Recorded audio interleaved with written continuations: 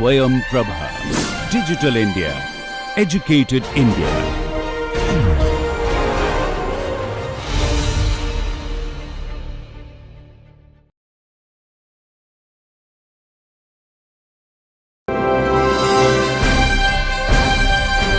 Swayam Prabha. Digital India. Educated India.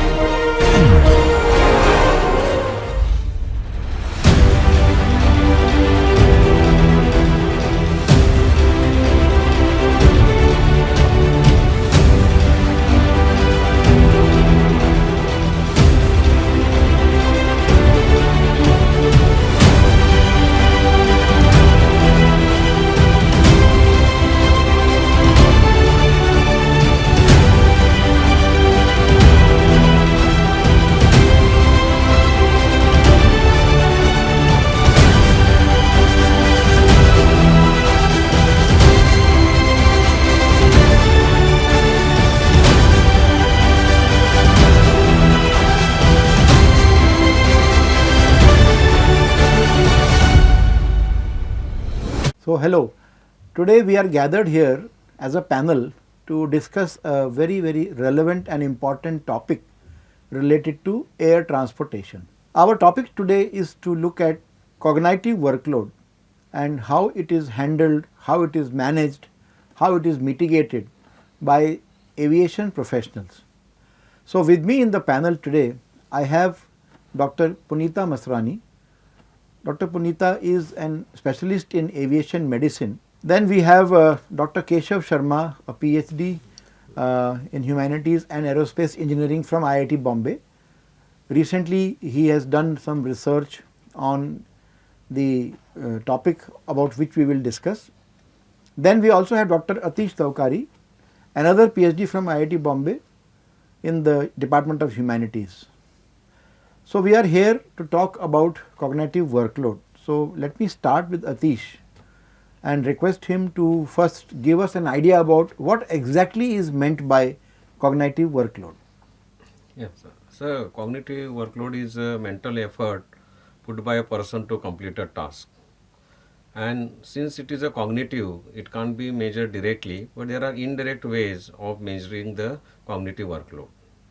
Now, cognitive workload is very important as our task involve various mental activities for which we need to employ various cognitive processes like attention, memory, planning, etc. And since our work is becoming more of cognitive workload is also one of the important topic which needs to be addressed, and it is gaining more and more importance nowadays because of there is more and more demand on the cognitive resources which are actually limited. So, how to use it effectively in that context, cognitive workload management is very important, sir. So, Atish, when you say cognitive workload, I understand the meaning of workload. How is cognitive workload different from just workload? Yes, sir. Generally, when we talk about the workload, in that workload, various physical activities, various action, speed, how quickly one can do, amount of the work, these are the things. But when we are specifically talking about the cognitive workload, sir, basically it is the load on the cognitive processes. Various cognitive processes like attention, short-term memory, memorizing, planning, execution. So this is where we are mentally very much involved. And how much we can do the task, whether we can do multitasking, which task can be multitask.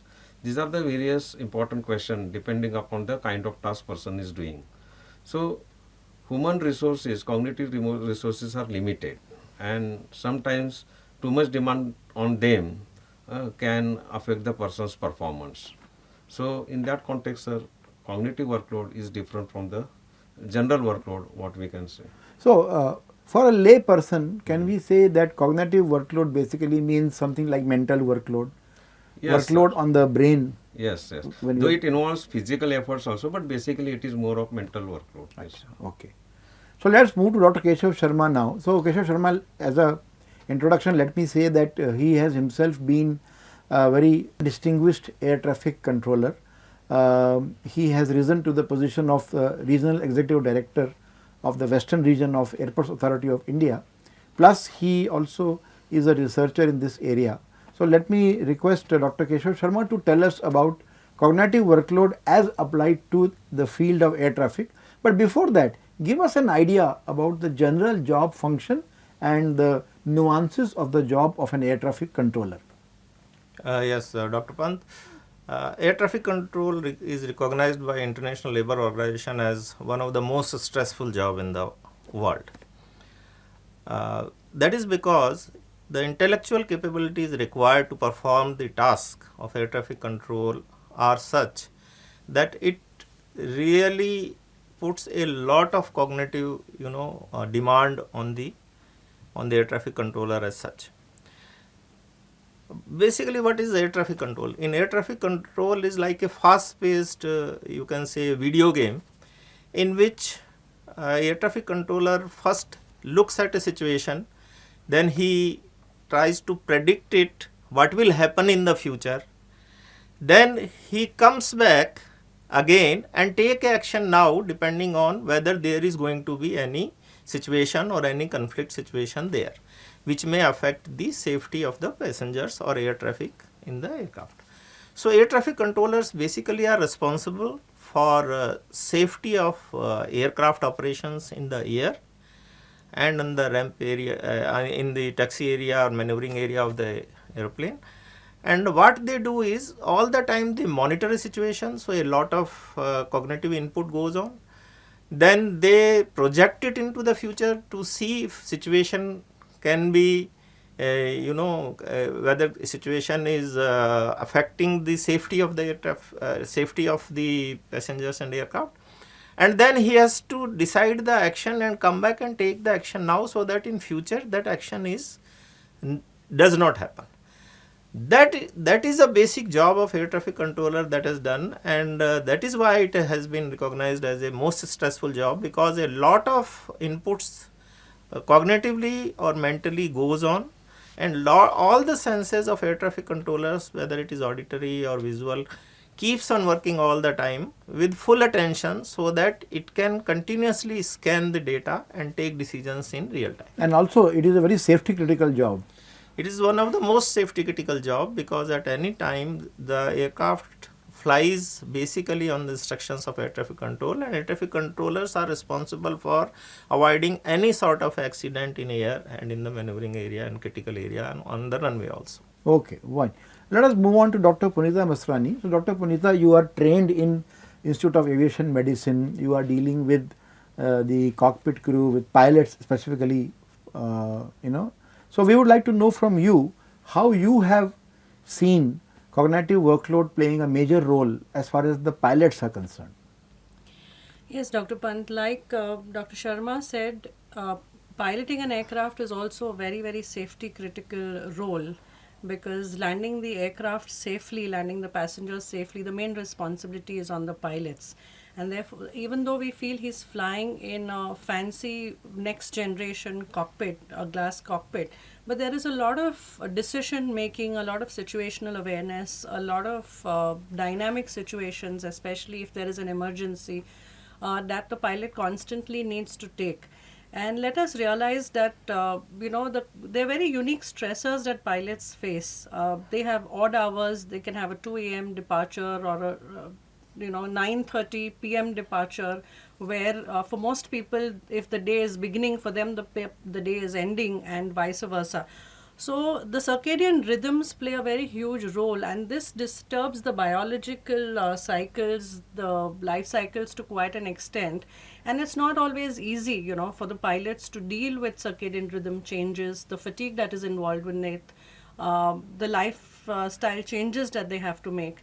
And every time they fly, they could be flying with a different crew pairing. They're going to a different airfield, different place, different weather, different ethnicities, and it's quite a challenge in itself, because they're constantly moving in very dynamic situations. And keeping all this in mind, they still have to be able to manage the cognitive responsibilities that they have in piloting the aircraft and landing it safely.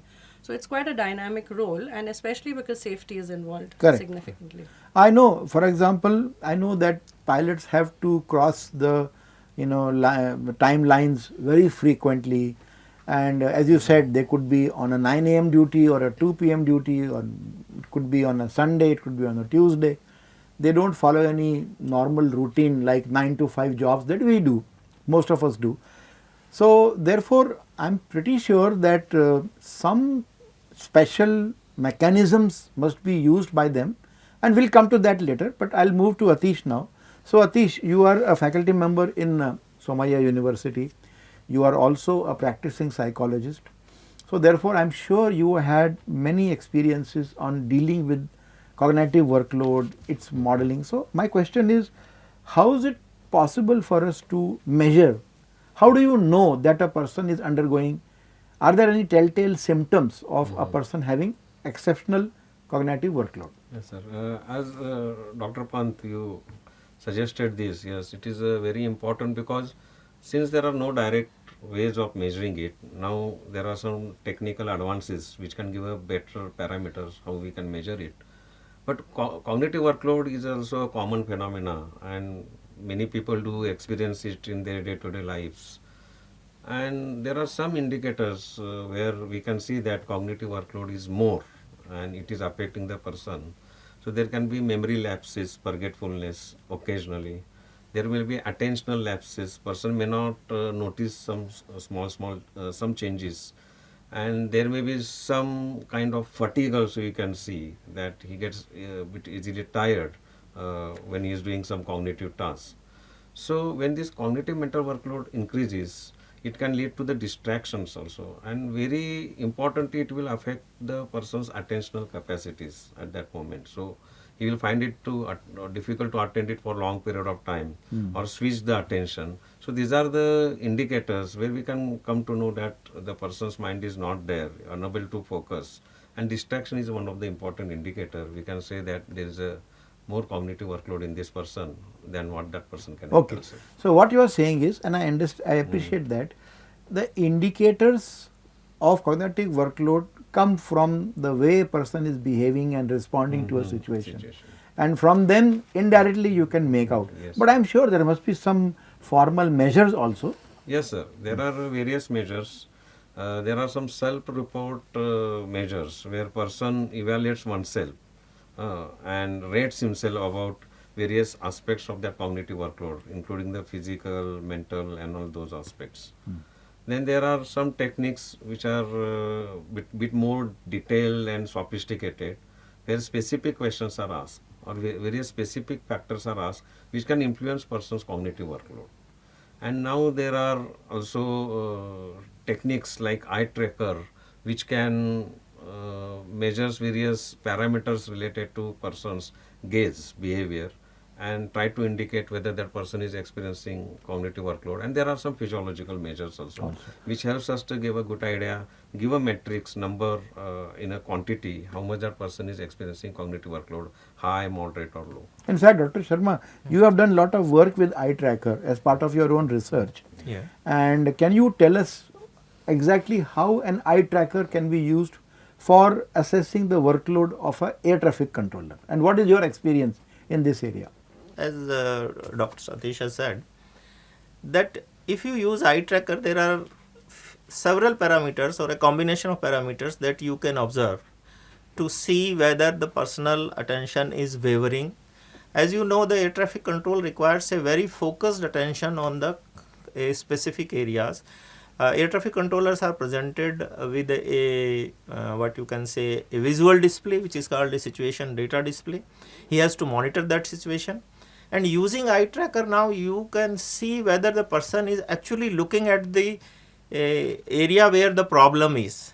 What happens is, when air traffic controllers look at a big radar sort of a screen, a situation data display screen, where 20 to 25 aircrafts are flying and moving all the time and so many parameters are changing, then whether he is paying attention to a particular critical area whether safety is likely to be monitored or safety is likely to be endangered becomes very important. So using eye tracker, we can see the gaze behavior of that person, and there is a parameter called saccades which tells us that yes, where the attention of the controller is. and whether it is wavering frequently, whether it is focused on a critical areas, or whether the air traffic controller is actually able to use its attention in a efficient way to manage the traffic.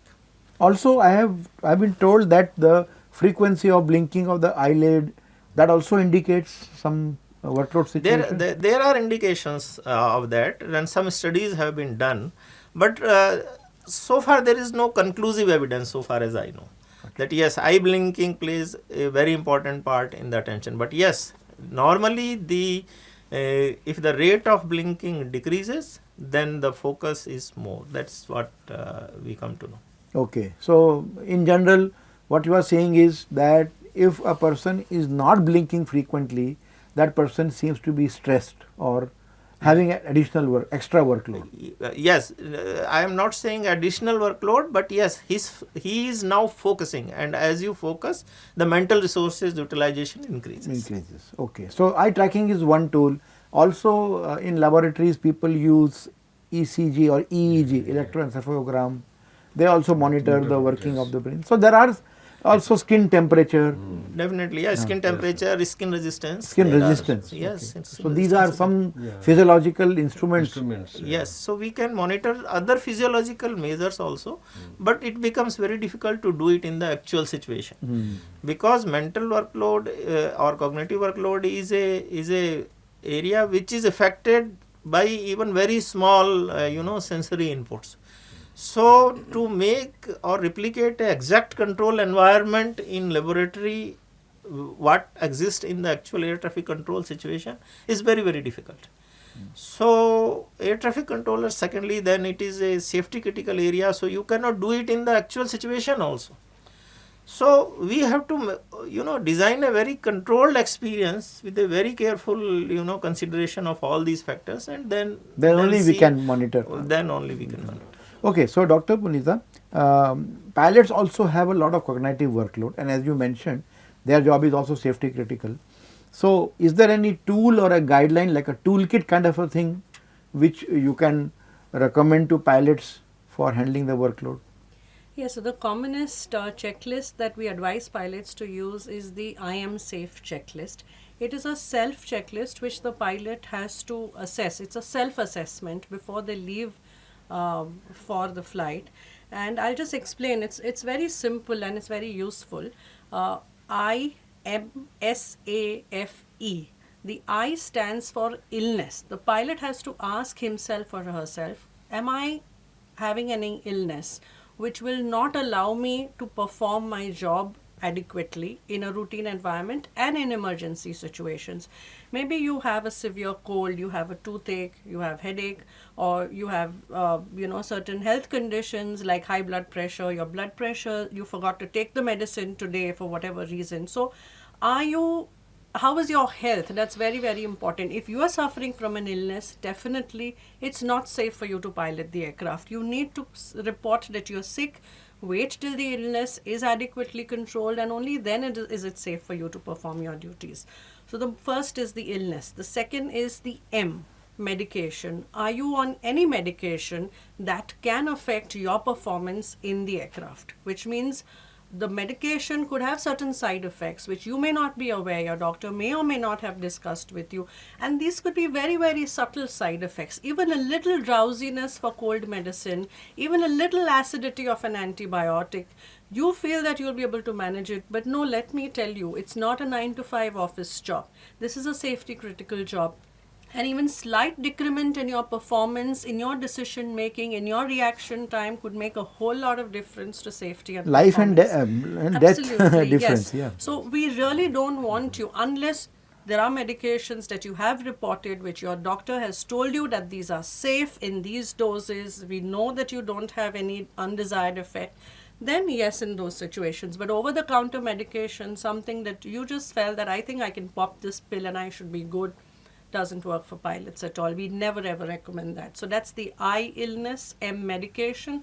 We go to the next one, which is S, and that is stress.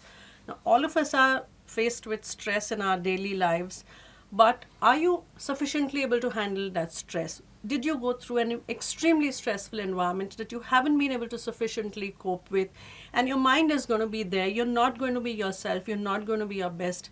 Again, in that situation, probably you need to give yourself some more time to be able to handle that stress adequately, because we cannot let you take that stress into the cockpit.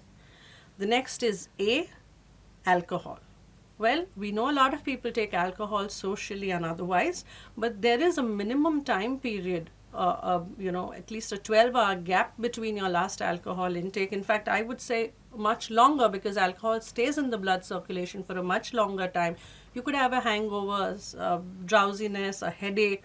So alcohol and flying are absolutely not compatible, because that has a direct impact on your cognitive performance. You're not able to handle your cognitive workload, and that's an absolute no-no. It can lead to incidents, accidents, and that could be a big I think disaster. this is the reason why there is some sniffer test before yes, they fly. You have the Is it alcohol mandatory? Test. Yes, in India it is mandatory. Before every flight? Yes, the pilot, both the pilots? Yes, and it is, we have a zero tolerance to it. That we don't want anybody who's under the influence of alcohol, because it's just not safe. You're not going to be in your optimum performance, and aviation being a safety critical job, this is absolutely not So acceptable. just digressing, what about the ATC? Do you have alcohol test? Yes, and it is mandatory for them also. What, every day you go to Every work? day, every time you go for duty, You have to be take a tested. test. Yes. And there are no exceptions, like There are no she said. exceptions and no tolerance also. Yeah. Then also we hear a lot about, what about smoking? Because there are many people who smoke a lot now. Yeah, so you can't really, like a breath alcohol test, you don't really have a test like that. It's a very common thing.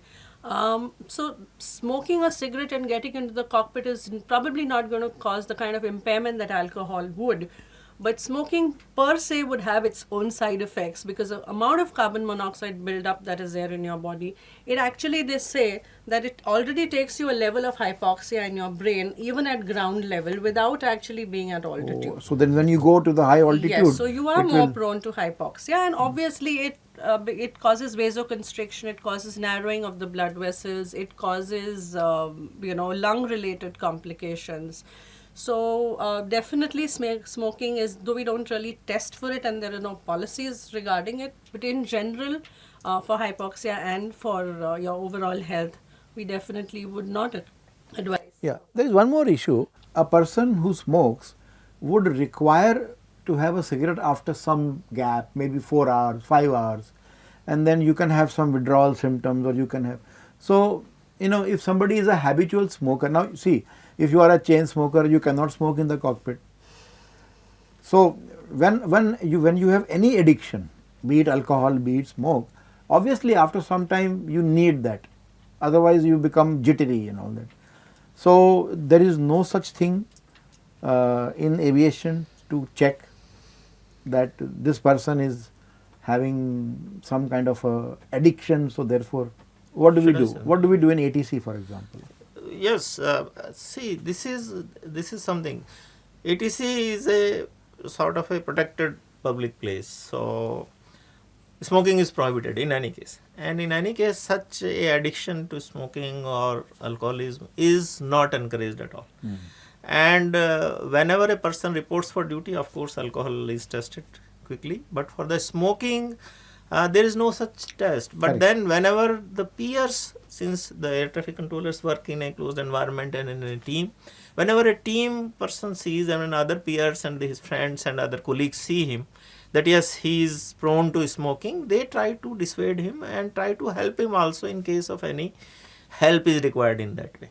But unfortunately, there is no institutional framework or no the organizational support to discourage or take that way. Actions. And the same is true for drugs also, addiction also. Nowadays That also we is hear a prevalent lot. because it is a very highly stressful job. Such type of incidents do also increase, and as Dr. Masani has said, the circadian rhythm of air traffic controllers also is quite irregular, because they have to work 24/7 all the time, and all the time they have to monitor. But then there are programs, and now I think our organizations who are providing air traffic control and governments also are thinking of instituting a clear mental health program to actually look in a total way, which will take care of such addictions also. Holistically. basically. Holistically. So that's sort So of let's move back to Dr. Punita. She was on IMSA. So let's go ahead. Yes, the F stands for fatigue. Now, fatigue again is very common in the industry because of circadian rhythms and multiple factors. But again, we encourage that pilots are able to mitigate their fatigue. We try and give them sufficient rest periods so that as far as possible they are minimally fatigued. But well, every day is a different day. There could be a sick child at home or some personal matters or something where you are not able to adequately take the rest for various reasons. And if you feel that you are really fatigued and you're not in your good performance, then again organizations do encourage and do allow that you report that you are fatigued and that you need to take the day off. Because if you're going to be fatigued, you're not going to be able to adequately handle the cognitive workload. And every flight is a different flight. It's not as simple that you just put it on an autopilot. There are quick dynamic decisions, and we cannot have a fatigued pilot take those adequately. So fatigue is something that you want to ask yourself, are you really, really fatigued not to be able to do this flight? And the last one is E, that is emotion. As Dr. Sharma said, mental health issues are now being very well addressed at all levels, right? Whether it's the regulatory level or the organization level, by peer support, by mental health professionals, by aviation medicine doctors, by airline doctors. So, well, you know your own story and you're not always going to share your problems and your stories, but that's why it's a self-assessment. Are you emotionally comfortable and stable enough to be able to walk into the cockpit without taking your baggage with you? So, illness, medication, stress, alcohol, fatigue, and emotion. It's a self-checklist that we encourage our pilots to do, and if you feel that you haven't been able to tick confidently on one of these, you're probably not going to be able to handle the cognitive workload well. Okay, so that is the way in which you recommend pilots to take a call. It's a call. I mean, Yes. you go through the checklist, and if you have ticked yes to all, only then you proceed. Yes. Otherwise, you are advised to not take that duty and maybe take a break. Right. What about the ATCO? Yeah, in the air traffic control, I think it is there in the pilots also. There is like flight duty time limitation. Similarly, the same type of limitations do exist by regulator. So that fatigue issue is addressed too. Secondly, in air traffic control, the supervisor has the power to take off a person from regular, actual air traffic control job in case he feels that he is not performing well or is not in a proper, mental state, or he is stressed, so that safety of aircraft operations can be affected. Similarly, the team in which he works, they also sometimes suggest him and support also. And from physical point of view also, there are now ample, recreational facilities or gyms and like say such stress relieving things are being provided in the facility itself, so that the air traffic controllers can come and relax themselves whenever they feel stressed about it. So such things are happening, and as you know, air traffic controller is not given a job for more than 6 hours daily, and every 2 hours it is mandatory by regulator also and by our practices also that he is given half an hour rest, so that his mental fatigue is taken care of. One more thing is that whenever the air traffic controller comes and joins the training, the first thing is told to him is, leave your all home problem, leave your home at home. You are coming here because air traffic control requires a very focused attentional job, and decisions are to be taken in a real time which are of high risk in nature. So he is always under pressure, but soon after training and slowly, as he gets used to this type of environment, he develops a strategy or a mental strength or mental setup or mental makeup, so that he can handle such things. So there are some institutional and regulatory provisions. There are some support from the community in which he is working, the air traffic control community, and the mentoring also is provided to the air traffic controllers. That is there. So you mentioned that after a duty of 2 hours, an ATCO goes to a rest area for half an hour. So tell us, what kind of facilities are available to an ATCO in that half an hour, in that area and for that time? There is a gym available, there is a audiovisual facility available, there is a music system available. He can listen to his choice of music, so that his attention is diverted to the, it is taken away from the job that he is doing. Because when he sits on the channel, he is almost 100% focused on the traffic situations. And when he gets up, then he feels really stressed. So in half an hour he can go, he can move out, and in facility also he can go out. And as you said, sometimes if he is addicted to smoking, etc., there is a separate area where he can go and do. smoke. Because as you said, there is no way. Then there are canteen where tea, drinks, snacks, etc. is available, so that he is away from that environment at least for some time, and that fatigue is taken care of. Can we take a power nap in that half an hour? Yes, it is allowed. So there are facilities for Correct. person to lie down. There is a full-fledged sort of a bed and dormitory type is available, where full facility is there. So Where you can change also, you can change your clothes, you can take a nap and you can come back. you can come back. Okay. So Atish, are you aware of any study on the workload levels of ATCOs? I mean, we know that by anecdotal evidence, yes, it is high. The job is like that. But as a practitioner and as a scientist, do you know of any study where it has been done? And how do we do a study? Yes, sir. Sir, it's a very important question, considering the high cognitive workload has implications, basically safety critical air traffic management. There are a lot of studies happening all over the world, and one of the study was conducted from IIT, and where we try to assess the cognitive workload of air traffic managers in Mumbai airport in ACC region. Area control. Area control, yes, sir. And we involved various air traffic controllers. We gave them the various assessment tools where they evaluated themselves, various factors which they influence. In fact, we used some sophisticated techniques where software based there were questions, and for various tasks, because some tasks, cognitive tasks, can be done simultaneously, some are not compatible. So considering it's a wide configuration, they estimated themselves on those various tasks, and we found that yes, and any situation where there are maximum aeroplanes are flying in a particular day, we considered that. And we found that on that day particular, the cognitive workload estimates using these various methods are coming from high to very high. So it suggests that because at a certain limit we should not cross that workload.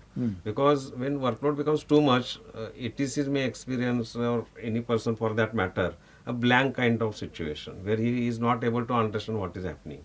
He has lost his situational awareness. So this study from that perspective is important. Surprising to us, in spite of having this moderate high cognitive workload, air traffic managers or controllers are managing it very well. And then we try to understand then how they manage it. So that is, again, they use various strategies to manage it.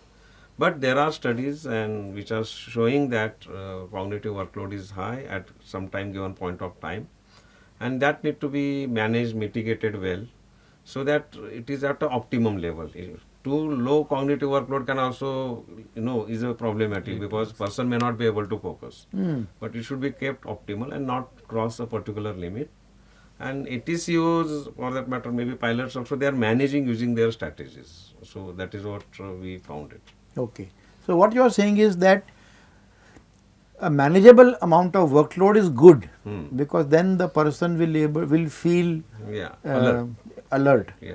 It is only when the level goes beyond the human capacity, then it starts creating problems of attention deficit and about forgetting. That. Okay. But surprisingly, what we found, sir, is that in spite of having that workload, they are managing. They are managing. Maybe for that period of time, they have developed some strategies. That's a very interesting question. Interesting area. And that has a lot of implications for various cognitive capacities to enhance. So that is something interesting which we can get from pilots and ATCs. Correct. So now the interesting thing is that the workload was high, but they were able to manage. So there must be some strategies, there must be some approaches.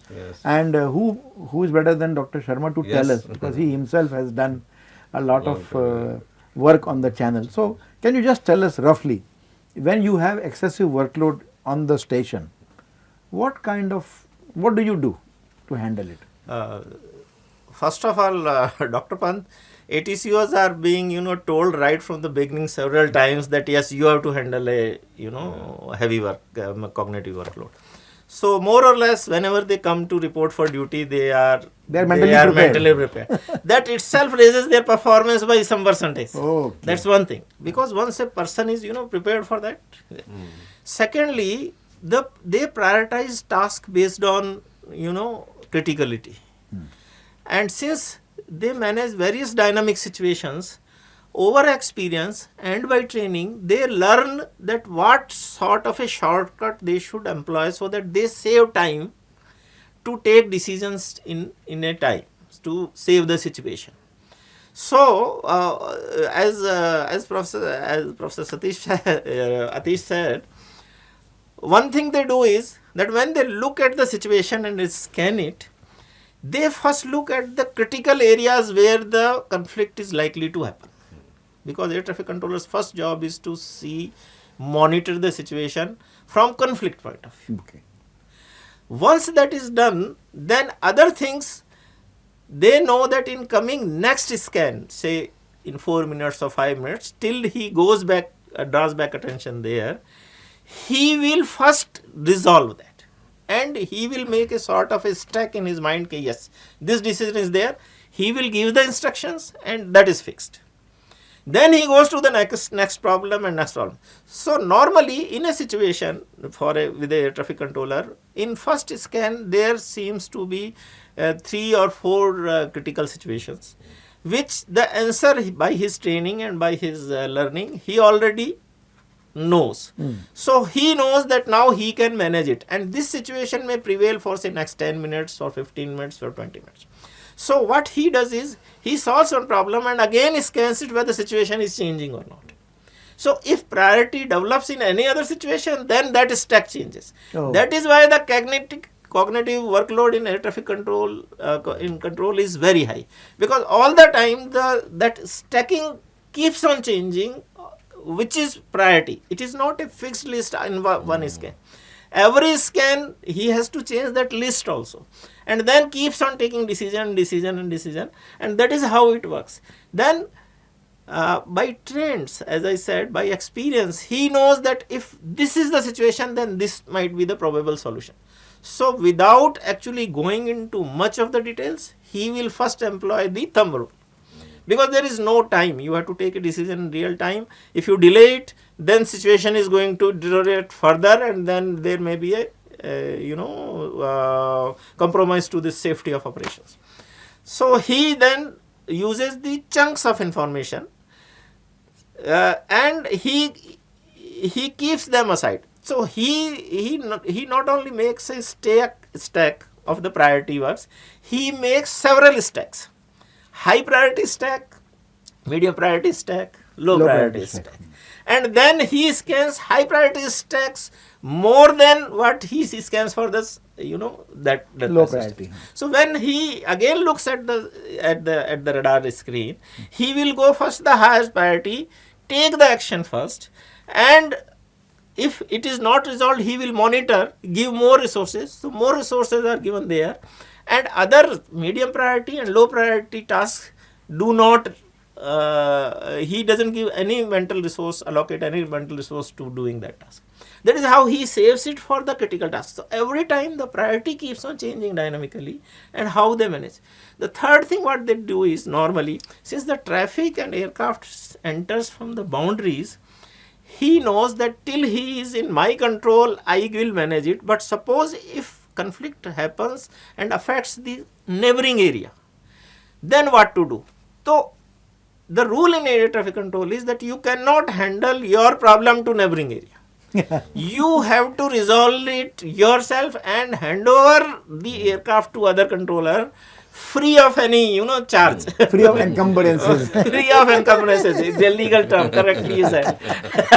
Free from all encumbrances, so that when he goes there, he is free to take whatever action he wants. Otherwise you are passing on liabilities. Right. So he monitors the boundary points rather than monitoring the whole of every area where there is no position of conflict. So these type of things. Then whether aircraft is climbing or descending. So he will clearly differentiate which aircrafts are climbing, which are descending. If suppose 20 out of 25 aircrafts, only 3 aircrafts are descending, that goes into first priority stack, top priority stack, because descending mein the conflict, likelihood of conflict is higher. So that is how they do it, and all this is done cognitively. So all stacks are also changing. I think when we are developing a model for such a cognitive load handling, we should keep this thing in mind how it works. It works like that. And those stacks also keep on changing. So with every scan, it is like a iteration. Every iteration the stacks change, the priorities change, and the resource allocation changes. Okay. Let's move on to now Dr. Panita. So, in the case of an ATC, as he mentioned, there is a group working, and when the workload becomes too high, or when the supervisor identifies that one particular person is workload heavy, they can take a decision to relieve them. In the cockpit, we have 2 people generally. In most modern cockpits, there are just 2 pilots. Now, sometimes they can gel with each other very well, and it becomes a good team. But what is your experience of crew pairing causing additional cognitive workload? Well, we try that crew pairing does not cause disparity and add on to the workload by teaching them what is called as task sharing and pilot monitoring, where one person is piloting the aircraft, means he takes the critical actions of approach, descent, landing, all those, but the other pilot, and this is written in the SOPs, in the protocols, they are trained like that the other pilot is just monitoring the pilot who's flying, just to be sure that he is doing things the way it is supposed to be done as per the SOPs. Something isn't just going wrong, the pilot is getting incapacitated, or for some reason not able to perform. So the pilot who's monitoring is kind of just checking everything that the pilot who's flying is doing. So that divides the workload significantly. And I think over time, and with trainings like CRM training, we try and see that whatever the cockpit crew dynamic pairings is, your common task is landing the aircraft safely, your common purpose is flight safety, and as far as possible, we try and tell them that do not let any other differences come in the way. So they're sufficiently trained, and the most important thing for pilots is they have their SOPs to go by. If they follow their SOPs, and trust me, there are SOPs for every given situation that we can practically think of. So if the pilot just goes by the SOP, they would be able to reasonably well manage any kind of cognitive workload that is there. And as I said, task sharing. So again, that the tasks are divided, especially if it's an emergency situation. You do this, I'll handle this. You connect with the ATC, I'll look at the instruments. I'm just giving you examples. I'm not a pilot, but basically the tasks are divided. So, the complete responsibility does not come on one single individual. So this really helps, and the other thing is, in today's third and fourth generation aircrafts, where there are fantastic automated navigation displays. I mean, there was a time when people had to manually calculate the wind speed, and a whole lot of things had to be done manually. But now, thanks to the advances of technology, the recent navigation displays are fantastic, and that also significantly reduces the workload on the pilot. Certain things are automatically taken care of, and the pilots can focus more on the critical decisions, the critical issues. So that also helps them. I agree with you. For example, modern aircraft cockpits, earlier in the military aircraft, we used to have head-up displays where the information relevant to the pilot about targets, about your fuel, your armament was displayed, so that the pilot does not have to move the neck below and above. Everything is available on the screen. Similarly now, modern cockpits, they also have a head-up display, and this display parameters change with the phase of the flight. So during takeoff, there are certain things you would like to know. Those are mentioned there so that you don't have to look around for them. The same display changes when you go into cruise. The same display changes when you go into descent. So this will definitely help in reducing the cognitive workload, because a lot of things have been now already pre-calculated and given to you, for which you had to take recourse to your cognitive resources. Similarly in ATC. Can you elaborate? In ATC it has been taken in a much smoother way. the automation system in air traffic control puts all air traffic controllers on a common information network. So every air traffic controller can monitor the air traffic control situation of other person. Let me tell you, in air traffic control, there are defined jurisdictions and there is no dual control, as I said. In a defined airspace, in a defined area, one air traffic control only has the power to issue instructions, and that is his area. But other controllers can monitor that area through that common information network. So automation allows that. So this gives him a lot of confidence that even if I make a mistake, so what happens is air traffic controllers, whenever they are free and their colleague is busy, he will try to see if he is not in a position or whether he needs any help. And this is a very common culture in air traffic control. So this culture helps him a lot in reducing a workload, that if something goes wrong, then nobody else knows and I am responsible for everything that. So are you saying that if an ATCO determines that channel is very busy and maybe I can help, or somebody is off duty, they will volunteer, go and help? Yes. And they can talk always. All ATCOs are always connected. So they can ask them that if you are feeling difficult, hand over this type of traffic to me. So I will handle it and you take care of that. I will take care of this, and this is very common practice in air traffic control.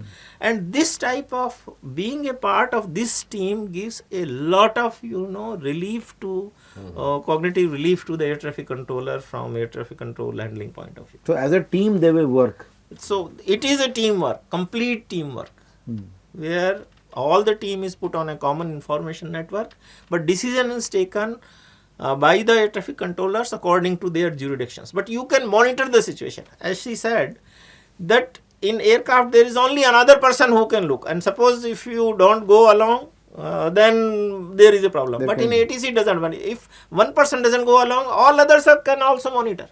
And there is a supervisor who specifically is free. He is not sitting on a channel. He just monitors what is going on and everywhere. And he can monitor from his situation also. And if there is a need because of his experience, he can take over. They can come and help, or they can take over. And it always happens when there is any emergency, like say aircraft communication failure or hijacking type of situation happens. There are defined procedures also, and immediately the person is attended to. The reaction time is very, very low. I mean, we immediately come to know and then segregate that trouble part, so that air traffic controller is free from all other workload which he is So I was actually coming to that. So let me ask Dr. Atish. So Atish, there is workload during normal situation, and then there is workload during emergency or critical situation. So if we talk about general situations in life, not only the cockpit or the ATC. In general. Tell us from your experience and from your research and your background, are there any new cognitive processes or different processes into play in emergency?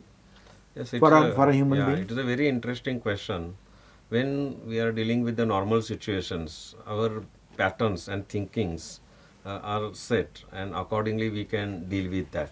So there is no any additional stress, because person sees it is a familiar, he gets into a comfort zone and is able to deal with. So there is no any additional, and the cognitive strategies or cognitive resources are also required, are limited, sir.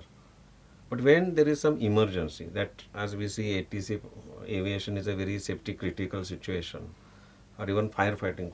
So in such situations, under time pressure, decision making is quite a different phenomenon. At that moment of the time, the person's expertise matters a lot. Who has gone through such kind of situations, experiences, he uses various cognitive strategies.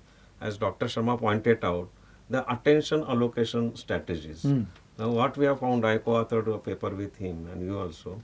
So we clearly found that attention allocation in normal people and when attention allocation in ATC experts, quite different.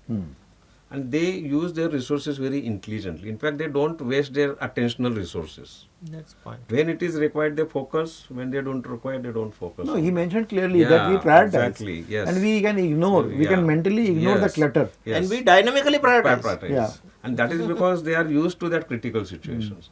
And in normal situations, people, when they have to do they use this, then whatever the cognitive capacities, resources, many times the situations make them to think differently in day-to-day life. But since it is a very specific situation, they are getting used to, and that is how they are managing their workload. And this has a lot of significance for general populations, where we can learn to control the attention, manage the attention, and use the attentional resources very effectively. Even memory strategies, various memory strategies like chunking, grouping the information, which can help people to improve their memory performance. So these things can help people to deal with the emergency situation. Can you explain the meaning of chunking and In how does it chunking, help? say, we have limited memory capacity, say around 7 atoms on an average in a normal person. He can remember 7 new atoms or 7 atoms in general. Now, but people need to remember various things. So, what people can do is that they can make a group of similar kind of informations, and they make it as a group, different groups, and that group is identified with one level. So all the things related to that can be remembered, or from the first word we can remember, or we can use a visualization, visualization to remember it better. So these are the various techniques, grouping them into the different this, and that is how found in the ATCs also. They group based on, as Dr. Sharma mentioned, about their altitude or origination, whether they are coming, going. So that eases them cognitively. So these are the various techniques people can use. But very important is attention allocation and attention regulation is a very important strategy which is used, which helps them to be situationally aware, that is helping them to predict about the future. And in fact, decisions under emergency are qualitatively different when decisions are generally taken, where there is no time to think. And it is found that decisions under emergency or time pressure, people don't think in terms of option A, B, C, D, E.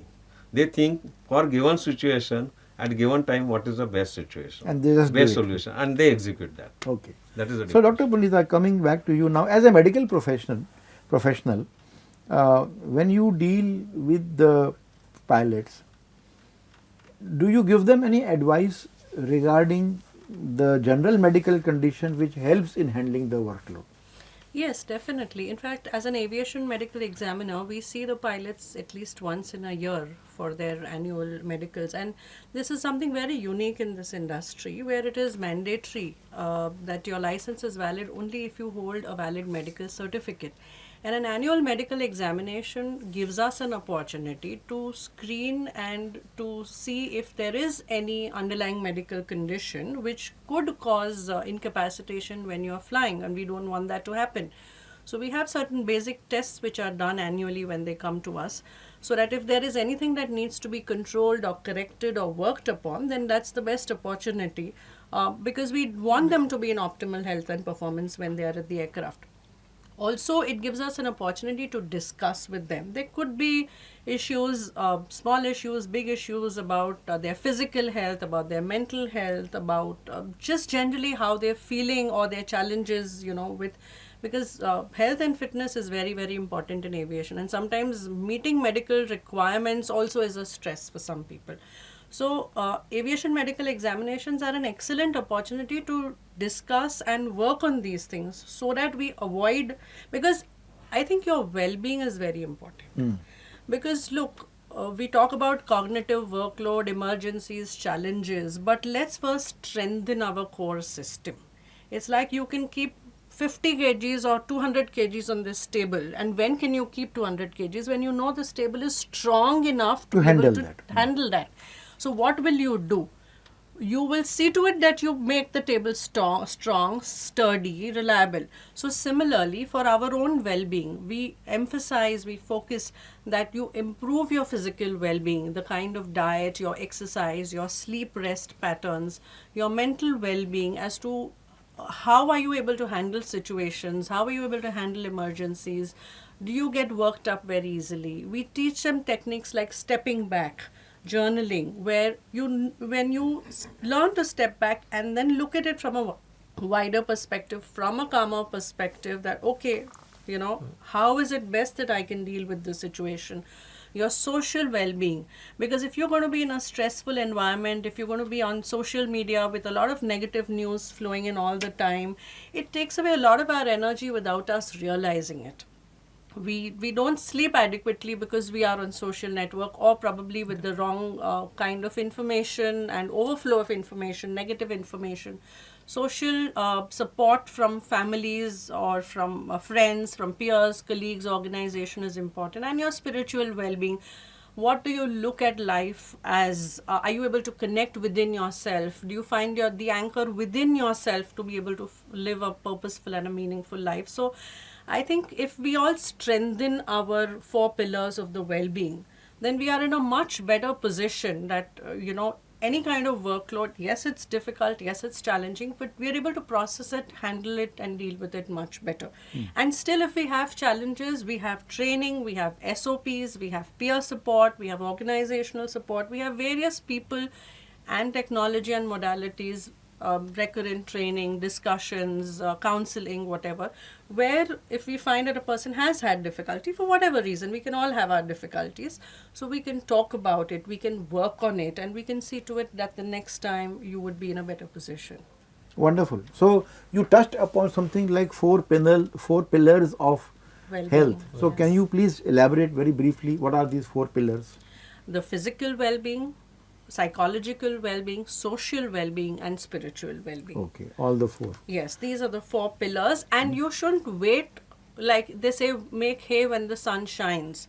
So on every given day, when we know we are in an industry, in a profession like this, it becomes almost our responsibility that we should work on our physical well-being. We should watch what we eat, how we manage our lifestyle, our sleep cycles, our life patterns. So, it's like I say that our body and our life are the most precious things that are given to us, and we should not take things for granted. We've seen that in COVID. Things can change in seconds, So, we should not ignore, we don't value good health unless we fall sick.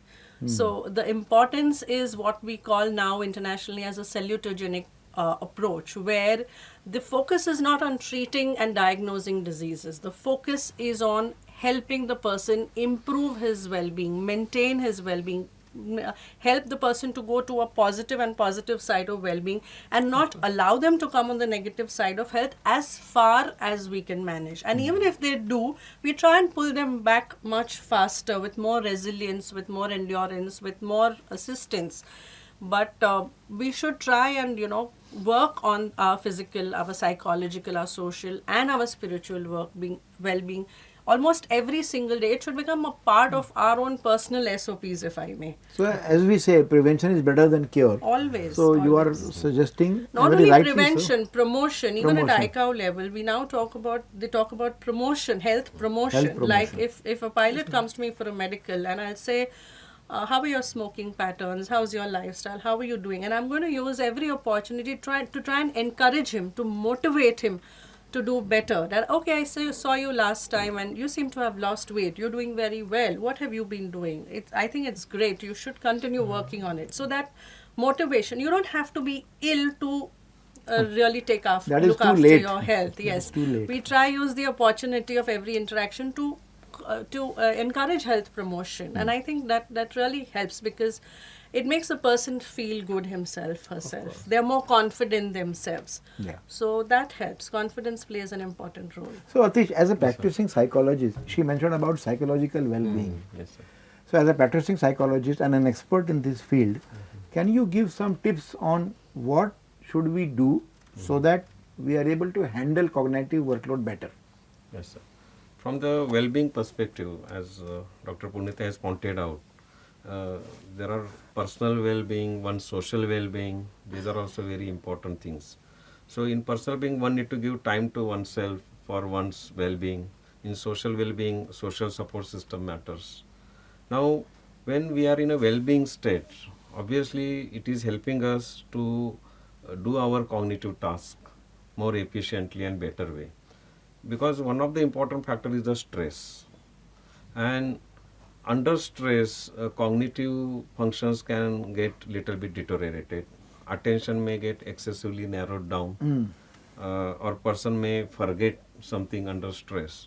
So if we practice the well-being, it will become kind of natural to a person whenever he is doing his or her task to, even in an emergency situation, calm down quickly. So no effort will be required. It will come additionally, naturally. Naturally. So there is no additional effort.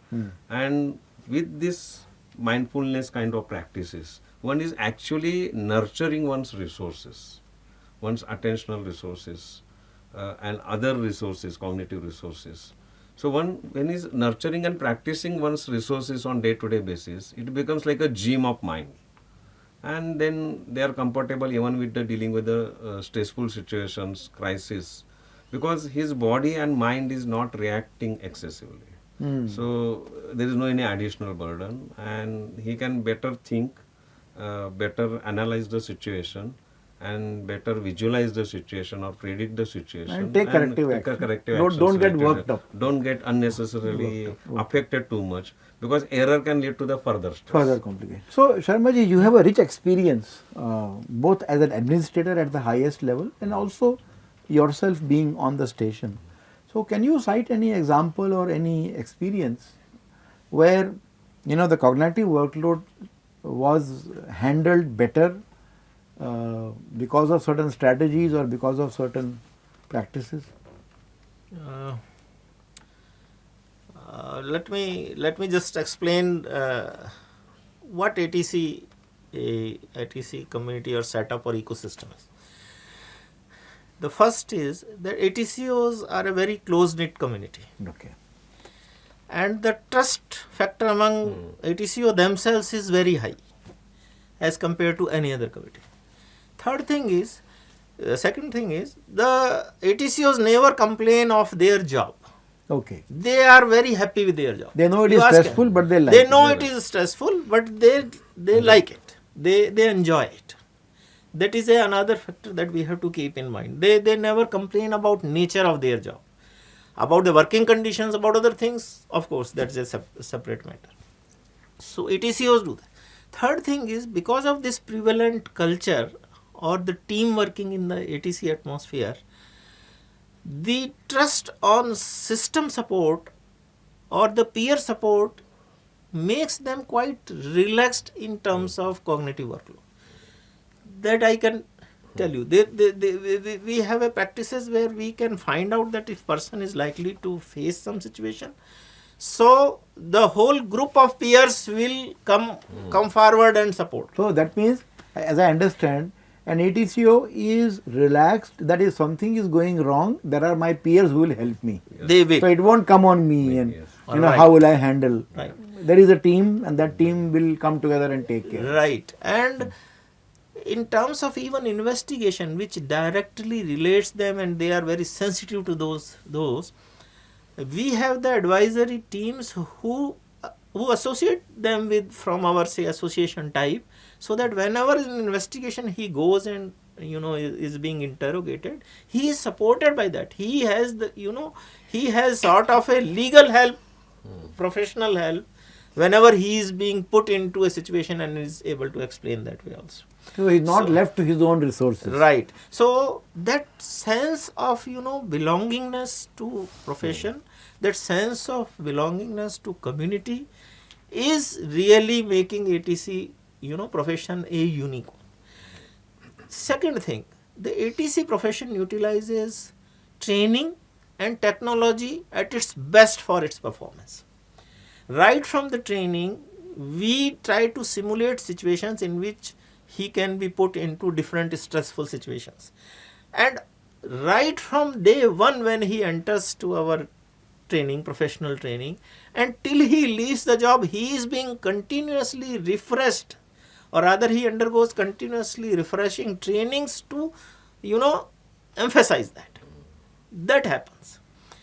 Second thing is, technological aids are available to him in performance of his day-to-day ATC job, and best technology is available, whether it is in terms of automation and in terms of alerts, etc., in terms of warning signals, in terms of audio-visual signals, that yes, some situation is developing, he knows that his system will give me some alert in advance, so that I will have a time to handle, and I have a full team to support me in case I face any difficulty. So that thing is there. So that culture is there, and now In air traffic control, now we are promoting what we call a just culture. Just culture means without any bias judging the facts. That doesn't mean that if a person makes a mistake, he will not be, penalized. he will not be penalized, but he will be put on a corrective training. He knows mistake ho gayi. To err is a human. I'll go undergo corrective training and will come back. Okay, so this is very reassuring, because even for the pilots also, I'm sure they make mistakes. They are humans. Right. Okay, and there are investigations. In the investigations, maybe the accident has not taken a toll of life, etc.